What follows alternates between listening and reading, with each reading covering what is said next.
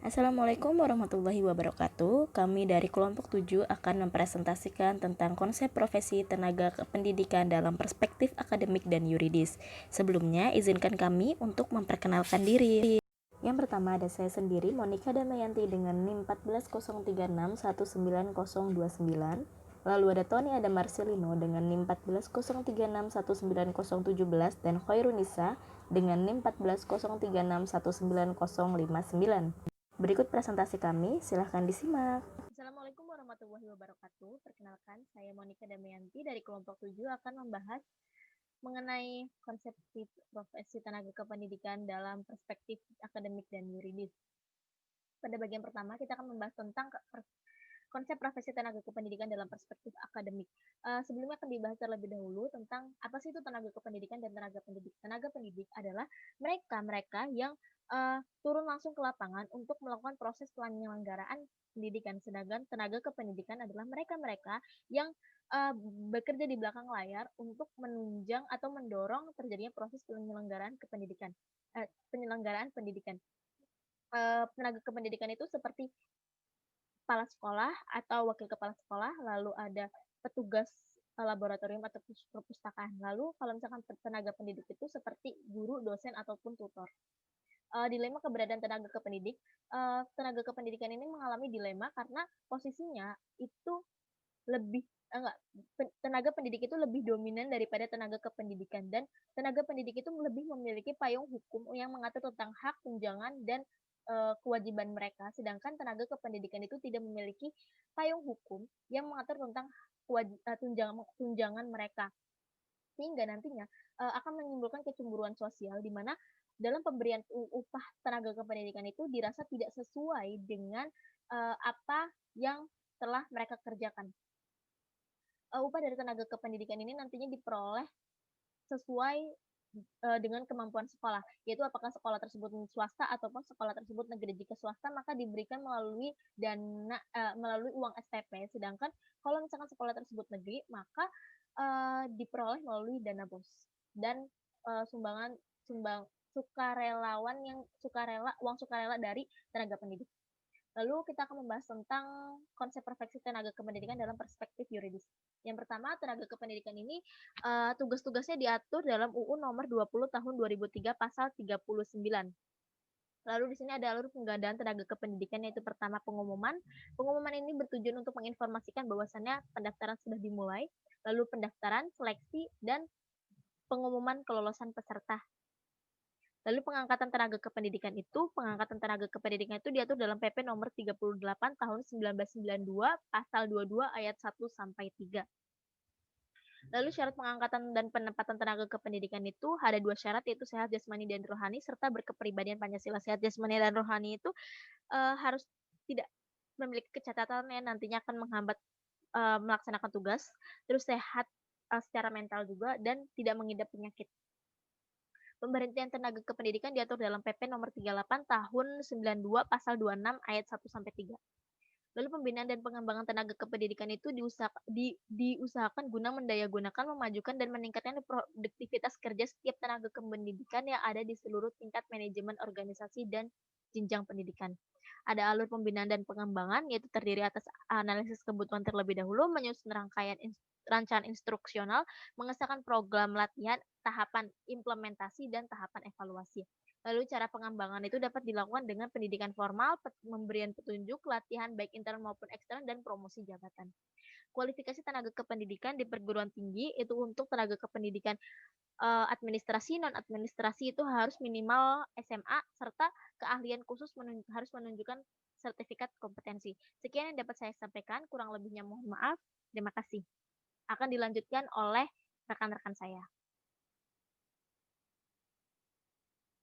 Nah, dalam rangka pelaksanaan pasal 35 ayat 2 Peraturan Pemerintah Nomor 19 Tahun 2005 tentang Standar Nasional Pendidikan perlu menetapkan Peraturan Menteri Pendidikan Nasional tentang standar tenaga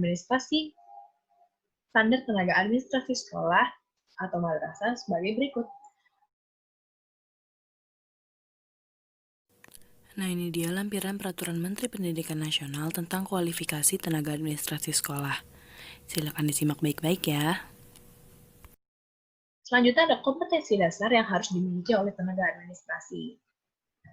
Ini ada 4 kompetensi dasar. Yang pertama ada kompetensi teknis, yang kedua kompetensi kepribadian, yang ketiga kompetensi manajerial untuk kepala tenaga administrasi, dan yang terakhir ada kompetensi sosial. Nah, selanjutnya ini adalah tenaga perpustakaan. Tenaga perpustakaan juga menjadi salah satu tenaga kependidikan.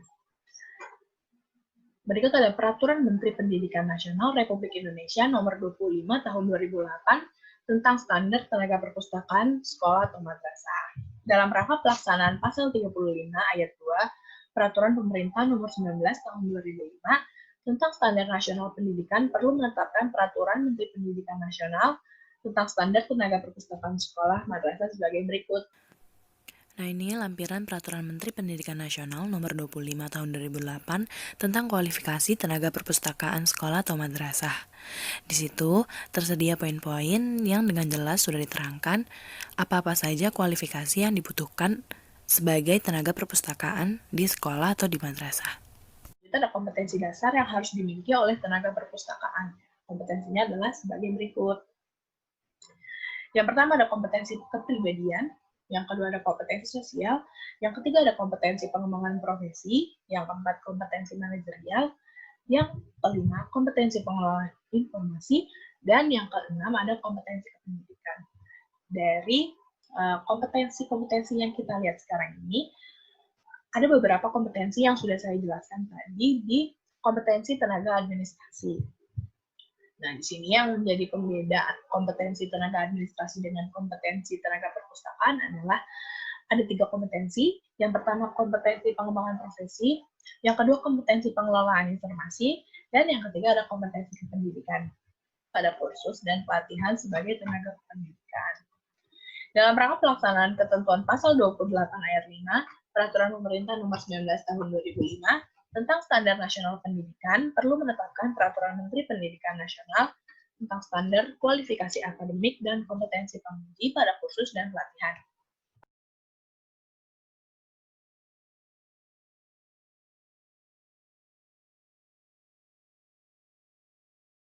Dan yang terakhir ada kompetensi penguji pada kursus dan pelatihan. Ada 4 kompetensi, yang pertama kompetensi sosial, yang kedua kompetensi profesional, yang ketiga kompetensi pedagogik, dan yang terakhir adalah kompetensi kepribadian. Nah, dari ketiga kompetensi ini sudah saya jelaskan tadi, seperti tenaga administrasi dan tenaga perpustakaan, begitu juga dengan penguji pada kursus. Ya mungkin cukup sekian dari saya, kurang lebihnya mohon maaf, selanjutnya akan dilanjutkan oleh rekan saya. Terima kasih.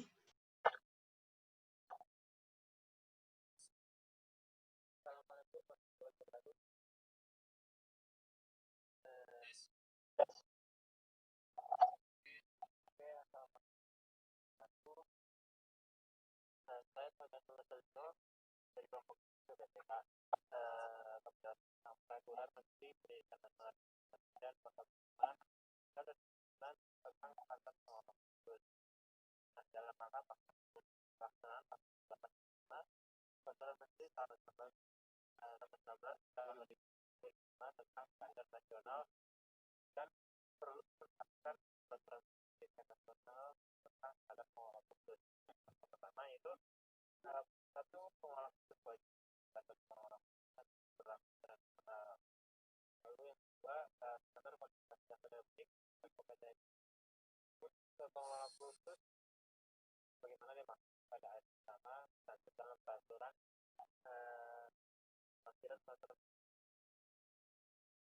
berarti itu satu kompetensi pendidikan di SMA belajar serta memiliki pengalaman bekerja di lembaga kursus dan pelatihan sekurang-kurangnya 3 tahun.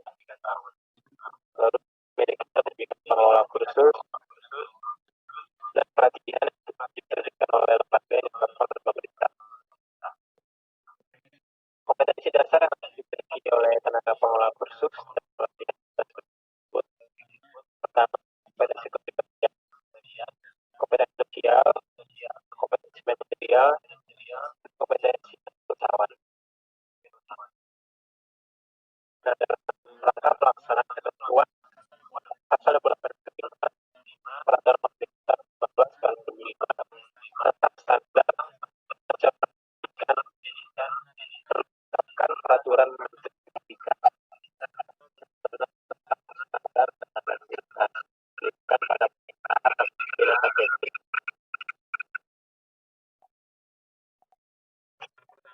pertama, tenaga administrasi diberikan pada paket A, paket B, dan paket C wajib memenuhi standar administrasi pendidikan program paket A, paket B, dan paket C yang berlaku standar kualifikasi akademik dan kompetensi tenaga administrasi pendidikan pada program paket A, paket B, dan paket C sebagaimana dimaksud pada ayat pertama tercantum dalam lampiran peraturan menteri ini, yaitu tenaga administrasi pendidikan paket A, paket B, paket C, lulusan SMA, SMK, MA, MAK, atau paket C dan tenaga administrasi pendidikan kesetaraan dari pelamar yang ditetapkan oleh pemerintah. Standar kompetensi yang harus dimiliki yaitu kompetensi teknis, kompetensi intermedia, dan kompetensi sosial. Lanjut ke peraturan Menteri Pendidikan Nasional Indonesia nomor 3 tahun 2009 tentang standar pengelola pendidikan pada program paket A, paket B, dan paket C. Dalam rangka pelaksanaan pasal 28 ayat 5 peraturan pemerintah 19 tahun 2005 tentang standar nasional pendidikan perlu menetapkan peraturan Menteri Pendidikan Nasional tentang standar pengelola pendidikan pada paket A dan C. Pertama yaitu pengelola pendidikan pada paket A dan paket C. Wajib mengikuti standar pengelola pendidikan pada program paket A, paket C yang berlaku secara nasional. Dua, standar kualifikasi akademik kompetensi pengelola pendidikan program paket A dan paket C bagaimana masuk pada ayat pertama tercantum dalam standar teknik. Itu lulus pada paket A, paket B, paket C memiliki lulusan SMA, SMK, MA, atau paket C dan telah memperoleh sertifikat pelatihan sebagai pengelola pendidikan pada program paket A, paket B, dan paket C yang dilakukan oleh Universitas Kalibur Sekolah atau PLS terakreditasi 5D atau pusat pengembangan non formal dan informal TPNFI atau balai pengembangan non formal dan informal BPNF. Standar pengelola pendidikan pada program paket A, paket B, paket C, peraturan Menteri Pendidikan Nasional nomor 44 tahun 2009 tanggal 3 yaitu harus memiliki kompetensi sosial, kompetensi manajerial, dan kompetensi